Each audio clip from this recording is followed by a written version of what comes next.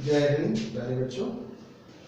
कल जो वीडियो में डाला था पार्ट 10, ठीक है, और उससे पहले आपने पार्ट 9 पढ़ गया था, इंग्लिश मीडियम का था वो जो है जो किसी क्लिक हो गया होगा, तो कुछ बच्चों की ऐसी कंप्लेंट आई sir Hindi medium English medium हो गया, तो उसको मैंने बाद में जो है हिंदी मीडियम भेज दिया, ठीक है। हालांकि उसमें डेरिवेशन आए थे, उसमें कठिनता नहीं होनी चाहिए आपको, फिर भी आपको ऐसा लगता है तो हमने जो है हिंदी मीडियम का पार्ट 10 भेज दिया, ठीक है ना।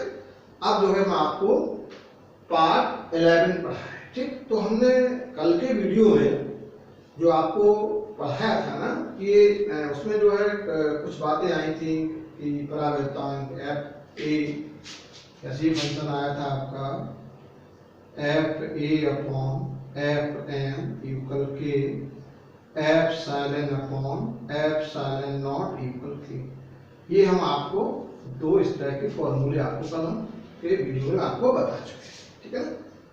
अब हम आगे जो है एक डालिए, आपको हेडिंग डालिएगा और उसमें हम आपको लिखाएंगे, समझाएंगे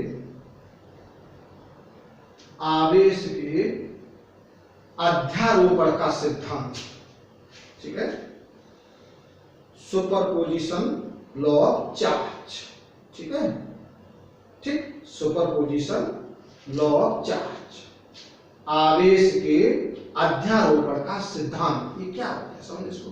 ये मान लीजिएगा मेरे पास एक कोई आवेश है, ये Q मान लिया, ठीक, और इस आवेश से कुछ विभिन्न आवेश मान लो, ये स्मॉल r डिस्टेंस पर एक आवेश मान लो आपका Q1 है,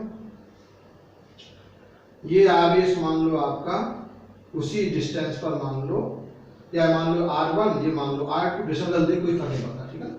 R2 ये मान लो Q2 और ये मान लो आपका Q2 चार्ज हो गया आवेश और Q3 चार्ज हो गया आपका, इसकी डिस्टेंस मान लो R3, ठीक है।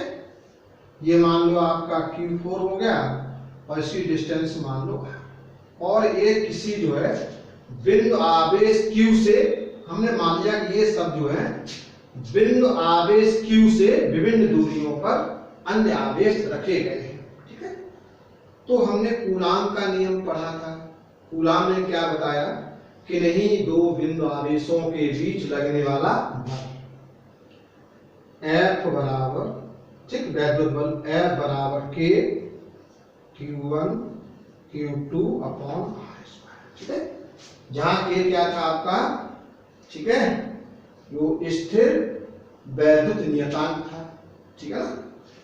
तो K को हमने क्या लिखा था, K बराबर था 1/4 पाई एप्सिलॉन नॉट, तो इसको बार बार नहीं लिखते हम K 1/4 पाई एप्सिलॉन नॉट, यहाँ K लिखते हैं क्योंकि K में आप कंफ्यूजन हो सकते हैं, क्योंकि K को हमने परावर्तांक माना है। तो जब ऐसे यहाँ पर लगा होगा K एप्सिलॉन नॉट के साथ, तो उसको हम परावर्तांक मानेंगे, ठीक है ना, क्योंकि ये भी K है, ठीक। तो आप कंफ्यूजन हो सकते हैं बाई चांस, हालांकि मैंने समझा दिया पूरा कि यहाँ पर जो K है वो है आपका 1/4 पाई एप्सिलॉन, ठीक है। ये K एक नियतांक है जिसे हम स्थिर बल नियतांक कहते हैं। तो हमने कूलाम की बात पढ़ी थी कि F, इसी प्रकार से देखिएगा इन दो बिंदु आवेशों के बीच लगने वाला बल मान लो क्या होगा F1, ठीक है, डिस्टेंस क्या है R1 स्क्वायर। ऐसे यहां पर क्या होगा F2 बराबर K Q1 Q2 upon R2 square. ऐसे जो है कई बल यहाँ इस बिंदु आवेश पर क्या हो रहे हैं, जुड़ रहे हैं। तो मान लिया इस जो आवेश हमारा Q है, इस पर लगने वाला बल मान लो F, क्या है F, ये मान लिया हमने, ठीक है। यहाँ पर फोर्स का आपका F, तो यहाँ पर क्या होगा, मान लो F पर वेक्टर लगा दिया, यहाँ पर मान लो F, ठीक, F2 वेक्टर लगा दिया, यहाँ पर मान लो F3 वेक्टर लगा दिया, ठीक है, ठीक। इसको कहते हैं सदिश, ठीक है।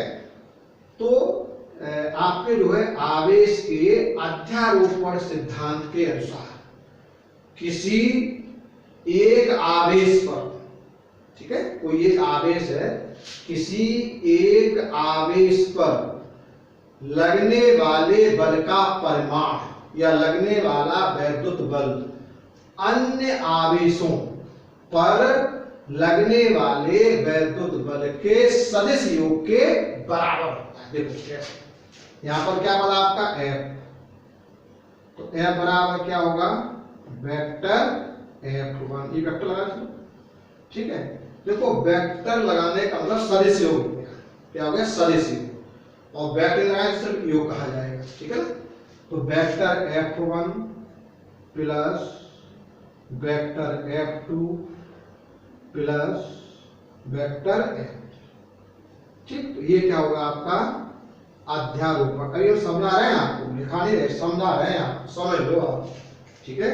कोई आपका आवेश है, ठीक है ना, तो किसी एक आवेश पर लगने वाला, ठीक है, वैद्युत बल या किसी एक आवेश के वैद्युत बल का परिमाण, ठीक है, किसी एक आवेश के वैद्युत बल का परिमाण अन्य आवेशों के वैद्युत बल के सदिश योग के बराबर होता है, ठीक है ना। अब इसको हम लोग लिखेंगे, ठीक है ना। तो अध्यारोपण सिद्धांत के अनुसार, ठीक, वह निकाय या वह सिस्टम, एक सिस्टम बन गया, ठीक। अध्यारोपण सिद्धांत के अनुसार, ठीक, वह निकाय जिसमें किसी एक आवेश पर लगने वाले वैद्युत बल का परिमाण अन्य आवेशों पर लगने वाले वैद्युत, ठीक है, वैद्युत बलों के सदिश योग के बराबर होता है, ठीक है ना। चित्र चाहो बना लो, ना बनाओ इससे कोई टेंशन नहीं, ठीक, चित्र चाहो तो बनाओ, ना बनाओ तो ऐसी कोई बात नहीं, ठीक है ना। आप अब डालो हेडिंग, लिख लीजिएगा आप लोग, देखो वैद्युत आवेशों का या वैद्युत आवेश का अध्यारोपण का सिद्धांत, वैद्युत आवेश का अध्यारोपण का सिद्धांत, ठीक। डालिए, देखो इस सिद्धांत के अनुसार, इस सिद्धांत के अनुसार वह निकाय जिसमें किसी एक आवेश पर, जिसमें किसी एक आवेश पर लगने वाले वैद्युत बल का परिमाण, वैद्युत बल का परिमाण अन्य आवेशों पर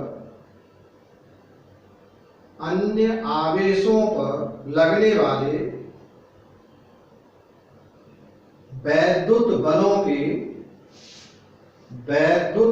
के सदिश योग के बराबर होता है, वैद्युत बलों के सदिश योग के बराबर होता है, ठीक है ना। बाद में आप लोग ये बना लेना फिगर, तो लिख लेना वेक्टर F बराबर vector F1 plus vector F2 plus vector F3, यही जो है आवेश के अध्यारोपण का सिद्धांत है, ठीक है ना। अब आगे हमने शुरुआत में जब पढ़ाया था कूलाम का नियम, तो मैंने एक बात आपको ये बताई थी कि जो है न्यूटन के गुरुत्वाकर्षण का नियम और जो है कूलाम के नियम की हमने कैसी तुलना करनी चाहिए। जैसे मान लीजिएगा ये जो है F बराबर capital G M1 M2 upon R square, ठीक है, ये आपका Fg है, ठीक है। और ये आपका जो है Fe वैद्युत बल है, ठीक, K Q1 Q2 upon R। इसमें कुछ बातें हैं, हो सकता है कि आपकी बोर्ड एग्जाम में ना आए, लेकिन कुछ बच्चे जो है इंटर करने के बाद तैयारी करते हैं, एसएससी वगैरह तैयारी करते हैं, कोई बीटीसी करते हैं, ठीक है ना, तो कोई टेट सुपर टेट देते हैं, तो ऐसे प्रश्न ऐसी परीक्षाओं में आ जाते हैं, ठीक है। इंटर में भले एग्जाम में ना आए आपके, लेकिन ऐसे प्रश्न आ जाते हैं कि बताओ इसमें कौन सा बल ज्यादा मतलब प्रबल होगा, कौन सा दुर्बल होगा, यानी इसमें कौन सा बल ज्यादा मजबूत होगा, कौन सा बल कम मजबूत होगा, ठीक है, इनमें क्या समानता है, इनमें क्या असमानता है, ऐसे छोटे छोटे प्रश्न आ जाते हैं। तो उन प्रश्नों को पढ़ने का मौका हमें इंटर में मिलता है, उसके बाद मौका नहीं मिलता है। तो यहाँ एक बात समझ लो आप, इनमें समानता क्या है, इनमें जो समानता क्या है कि इसमें क्या है कि इसमें लगने वाला बल क्या है द्रव्यमानों के गुणनफल के अनुपाती, ऐसे इसमें क्या है आवेशों के गुणनफल के अनुपाती, ठीक, ये बीच की दूरी के बराबर के अनुपाती, ठीक, ये दोनों में आपको समानता है। अच्छा, अब आपने पढ़ा होगा, सुना होगा कि जो ये वैद्युत, ये न्यूटन का गुरुत्वाकर्षण के नियम के अनुसार जो लगने वाला जो बल है, ठीक है ना, Fg, ठीक है, गुरुत्वाकर्षण बल जो Fg है, ये आपका एक आकर्षण बल है। कैसा बल है? आकर्षण बल। पहले पॉइंट यही आता है, कभी भूल जाते हैं आगे के बच्चे कि कैसा बल, ऐसा तो नहीं, कूलाम का नहीं पढ़ते, कूलाम नियम में दोनों होते हैं, आकर्षण बल और प्रतिकर्षण बल। अब किसी एग्जाम में आ गया कि न्यूटन का गुरुत्वाकर्षण बल होता है आकर्षण बल, ठीक, आकर्षण प्रतिकर्षण बल या पता नहीं, तो आपके दिमाग में कोई बात आ गई, कूलाम के नियम में हमने पढ़ा था कि उसमें आकर्षण बल होता है और प्रतिकर्षण इसमें भी हो सकता है, ये बात कभी आ जाती है, तो ऐसा नहीं। तो इसको ध्यान रखो कि गुरुत्वाकर्षण बल जब भी लगेगा तो ये हमेशा केवल आकर्षण बल होता है, और हमारा जो है वैद्युत बल है कूलाम के नियम के अनुसार ये आकर्षण बल होता है और प्रतिकर्षण बल होता है। इस बात से ये बात भी सिद्ध हो जाती है यहाँ पर कि जब इस पर दो बल कार्य करते हैं, किस पर? वैद्युत बल, इसलिए इस पर आवेश भी दो प्रकार का होना चाहिए, ठीक है, जबकि द्रव्यमान केवल एक ही प्रकार का होता है। द्रव्यमान का परिमाण हमेशा समान होता है, एक ही प्रकार का होता है, ये नहीं कि आपका नेगेटिव हो पॉजिटिव हो, ठीक, द्रव्यमान कभी ऐसा, द्रव्यमान हमेशा समान होता है, ठीक है ना। तो ये मेन पॉइंट यहाँ पर क्या समझना है आपको कि वैद्युत, ये असमानता है दोनों में, वैद्युत बल आकर्षण भी हो सकता है, ठीक, और प्रतिकर्षण भी हो सकता है, दो प्रकार का हो सकता है, लेकिन गुरुत्वाकर्षण बल सदैव एक आकर्षण बल होता है, ये इसकी एक महत्वपूर्ण बात है। दूसरी बात क्या है कि जो हमारा वैद्युत बल है, ठीक है ना, ये जो है गुरुत्वाकर्षण बल से प्रबल है। अब इस बात की पुष्टि कैसे करें भाई, हमें कैसे मालूम प्रबल है? सर ने कह दिया प्रबल, हमने लिया प्रबल है, ठीक है ना। तो इस बात को हम एक एग्जाम्पल देके आपको समझाते हैं कि वैद्युत बल जो है गुरुत्वाकर्षण बल से क्यों प्रबल है, ठीक है। ये बहुत इंपॉर्टेंट बात है, ये बहुत आता है एग्जाम में, पूछा जाता है छोटी परीक्षाओं में, बहुत छोटी परीक्षाएं होती हैं, एसएसटी तैयारी बच्चे करते हैं, एसएससी वगैरह में जाते हैं, तो उनमें ये प्रश्न जी के टाइम में आ जाते हैं कि जो है इसमें ये बल प्रबल होगा और ये बल आपका दुर्बल होगा, ठीक है, ये बात समझ लिया। देखिएगा, हमने मान लिया कि हमारे पास दो प्रोटॉन है, या मान लो एक प्रोटॉन है और एक मान लो मेरे पास एक इलेक्ट्रॉन है, ठीक है ना। तो एक इलेक्ट्रॉन और एक प्रोटॉन के बीच लगने वाला वैद्युत बल क्या होगा? तो देखो, सबसे पहले तो हम आपको बता दें कि प्रोटॉन का द्रव्यमान क्या होता है? mp का मतलब होता है mass of proton 1.67 into 10 to power -27 kilogram, बता चुके पहले में। इलेक्ट्रॉन का द्रव्यमान क्या होता है? Mass of electron 9.1 into 10 to power -31 kilogram. Electron का चार्ज क्या होता है मैग्नीट्यूड परमाणु में? 1.6 इंटू 10 टू पावर -90, इतने प्रोटॉन पर होता है, इस पर नेगेटिव, इस पर पॉजिटिव होता है, ठीक है। 1.6 इंटू 10 टू पावर -90। अब हम इन पर हम दो, एक इलेक्ट्रॉन और एक प्रोटॉन के बीच हम क्या लगाएं? वैद्युत बल लगाएं, ठीक है। तो क्या होगा? Fe बराबर K, ठीक, ये वही constant K Q1 Q2 upon R square, ठीक। तो एफ ई बराबर 1/4 पाई एप्सिलॉन नॉट Q1 मान लो, पहला जो है चार्ज हमारा इलेक्ट्रॉन मान हुआ, तो 1.6 इंटू 10⁻⁻19 इंटू 1.6 इंटू 10⁻⁻19। ये इलेक्ट्रॉन का आवेश है, प्रोटॉन का आवेश, और दूरी हम दोनों की समान, मतलब दोनों ही समान दूरी, जितनी दूरी थी हमारी जो है विद्युत बल के लिए, वही दूरी थी हमारी गुरुत्वाकर्षण बल के लिए, ठीक है। तो r स्क्वायर, इसकी वैल्यू पता ही होती है आपको, एफ ई बराबर 9 इंटू 10⁻9 इंटू 1.6 इंटू 10⁻⁻19 का whole square upon r square. Equation मान लो फर्स्ट, ठीक। अब हम लगाते इस पर गुरुत्वाकर्षण बल, ठीक है। अब हमने क्या लगा दिया, आपका वैद्युत बल, ठीक। अब हमने लगा दिया आपका गुरुत्वाकर्षण, ठीक। वो क्या होगा, एफ जी बराबर capital G m1 m2 upon r square. तो एफ जी बराबर, G का मान पता होगा 6.67 इंटू 10⁻⁻11 m1 मान लो मास ऑफ इलेक्ट्रॉन, तो ये दिया था थोड़ी देर पहले मैंने आपको, 9.1 into 10⁻31 mass of proton 1.67 into 10⁻⁻27 upon r, equation second, ठीक। अब हम जो है इक्वेशन फर्स्ट को इक्वेशन से डिवाइड करते हैं, इक्वेशन जो फर्स्ट है इसको जो है सेकंड से डिवाइड करते हैं, तो क्या आएगा, F E upon F G बराबर, ठीक, डिवाइड कर देंगे आप, इसको सॉल्व करेंगे आप दोनों डिवाइड करके, तो आपका ये लगभग आ जाता है 2.34 इंटू 10⁻39, इसका मतलब एफ जी कौन जाएगा, तो एफ ई बराबर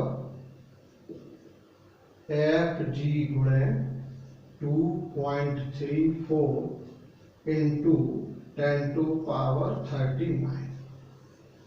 यहां से बात क्या सिद्ध होकर के आई कि जो एफ ई का जो मान होता है, ठीक है ना, वो एफ जी का 2.34 इंटू 10⁻39 गुना होगा, किसके लिए, एक इलेक्ट्रॉन और एक प्रोटॉन के, ठीक है ना।